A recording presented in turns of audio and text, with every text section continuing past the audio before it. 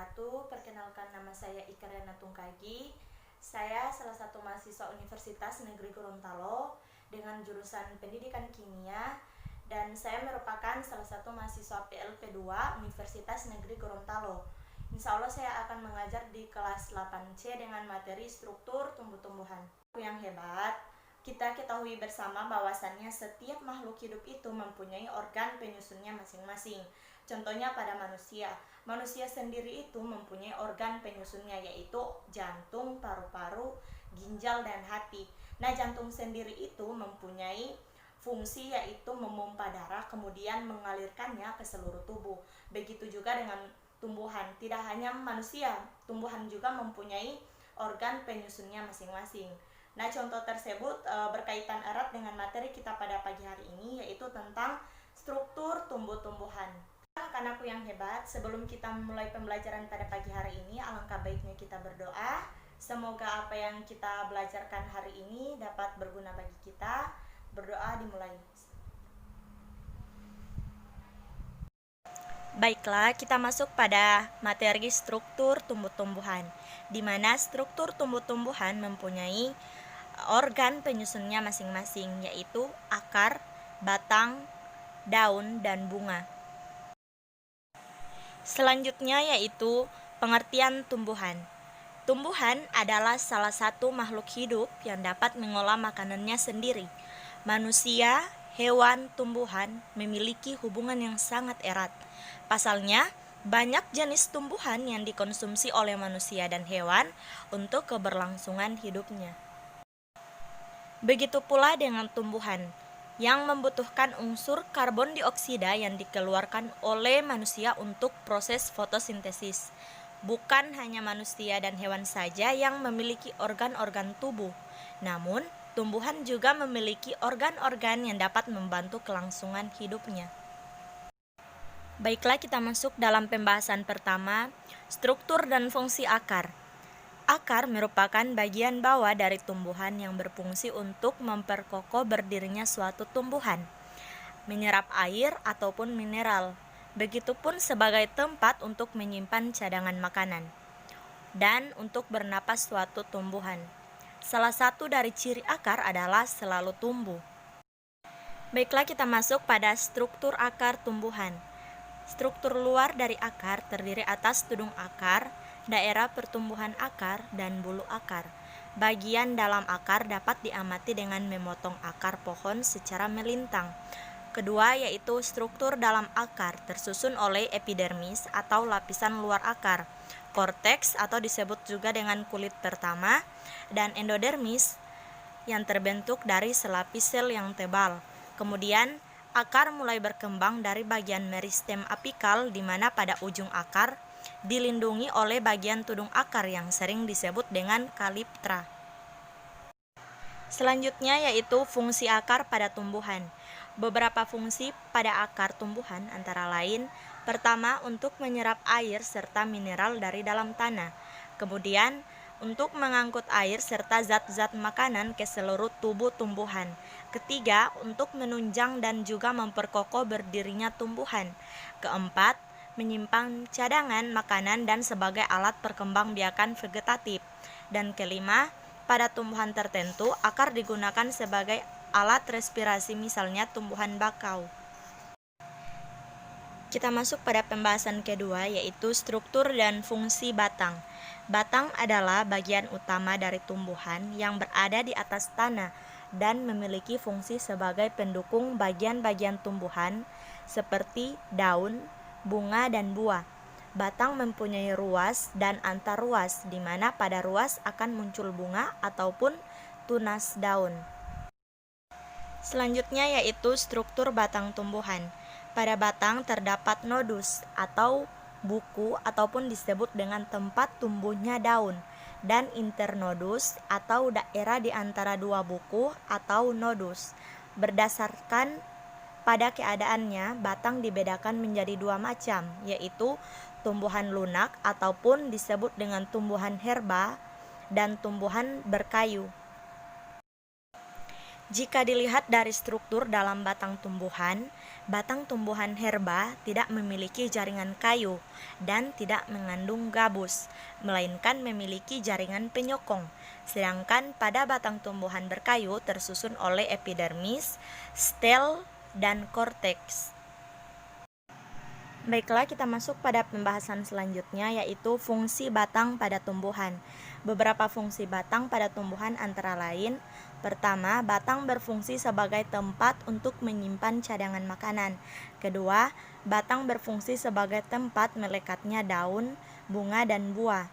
Ketiga, batang berfungsi untuk menyalurkan air serta garam ataupun mineral dari akar sampai ke daun, dan juga menyalurkan zat makanan dari daun ke seluruh tubuh. Batang berfungsi untuk mengarahkan tumbuhan supaya mendapatkan cahaya matahari yang cukup. Selanjutnya kita masuk pada struktur dan fungsi daun. Daun merupakan bagian dari tumbuhan yang berbentuk lebar dan pipih serta berwarna hijau karena mengandung suatu klorofil. Nah, pada lembaran daun terdapat tulang-tulang daun, di mana tumbuhan monokotil memiliki tulang daun yang berbentuk melengkung sejajar, sedangkan tulang daun yang terdapat pada tumbuhan dikotil memiliki bentuk yang menyirip dan menjari. Adapun fungsi daun pada tumbuhan diantaranya adalah sebagai tempat untuk melakukan fotosintesis, kedua sebagai organ pernapasan yaitu melalui stomata, ketiga sebagai tempat terjadinya penguapan air, dan keempat yaitu sebagai alat untuk perkembangbiakan suatu tumbuhan. Selanjutnya kita masuk pada materi jaringan. Jaringan adalah kumpulan sel yang mempunyai bentuk, asal, fungsi, dan struktur yang sama. Tumbuhan memiliki jaringan sel tertentu yang berbeda dengan makhluk hidup yang lain. Masing-masing jaringan tumbuhan memiliki karakteristik, bentuk, dan fungsi yang juga berbeda. Berikut ini adalah jenis-jenis jaringan pada tumbuhan sekaligus fungsinya. Pertama yaitu jaringan meristem. Jaringan meristem adalah jaringan yang aktif membelah, menyokong pertumbuhan tinggi dan besar suatu tumbuhan. Selanjutnya yaitu jenis-jenis jaringan meristem. Jaringan meristem itu terbagi menjadi 3, yaitu jaringan meristem apikal, meristem interkalar, dan meristem lateral. Di sini, meristem apikal itu merupakan meristem ujung, terletak di ujung tanaman untuk pertumbuhan tinggi tanaman. Selanjutnya yaitu meristem interkalar. Di sini meristem interkalar disebut juga dengan meristem antara, di mana terletak di antara jaringan-jaringan dewasa, misalnya pada pangkal ruas batang atau pada pangkal tangkai ranting, dan menopang pertumbuhan tinggi suatu tanaman. Selanjutnya di bagian B merupakan jaringan epidermis. Jaringan epidermis merupakan sel-sel yang rapat menutupi dan melindungi permukaan tubuh tumbuhan. Nah, berikut ciri-ciri jaringan epidermis yaitu sebagai susunan sel yang rapat, dinding sel yang beragam, sitoplasma sel yang mengandung garam, kemudian tidak mempunyai kloroplas, dan ukuran vakuolanya besar. Selanjutnya di bagian C yaitu jaringan pengangkut. Jaringan pengangkut merupakan jaringan yang berperan mengangkut senyawa kimia di dalam tubuh tumbuhan. Jaringan pengangkut pada tumbuhan dibedakan menjadi 2, yaitu jaringan xilem dan jaringan floem.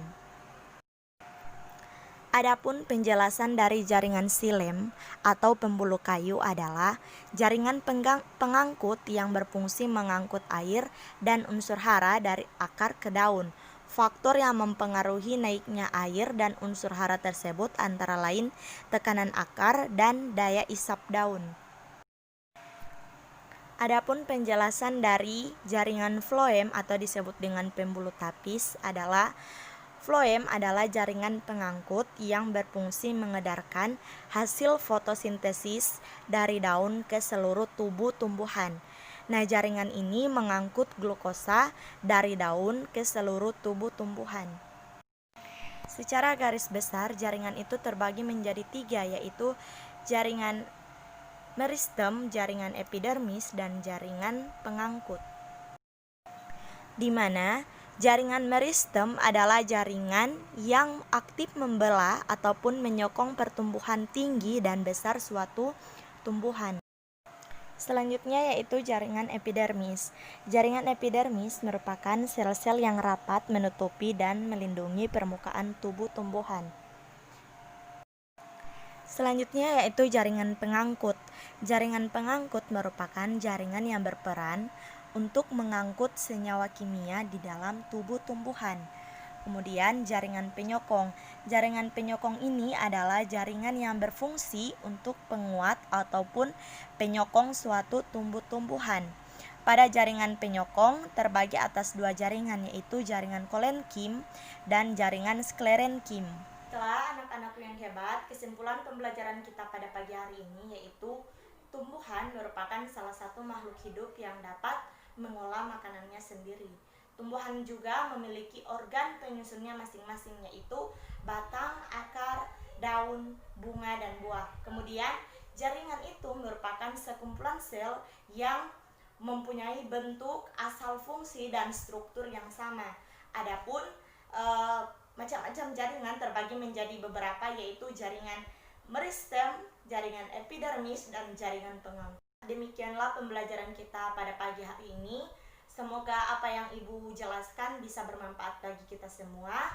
Semoga kita semua dalam keadaan sehat walafiat.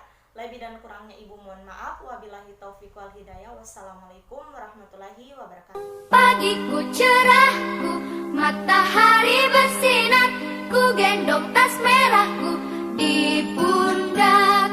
Selamat pagi semua, ku nantikan dirimu di depan kelasmu, menantikan kami. Guruku tersayang, guru tercinta, tanpamu apa jadinya?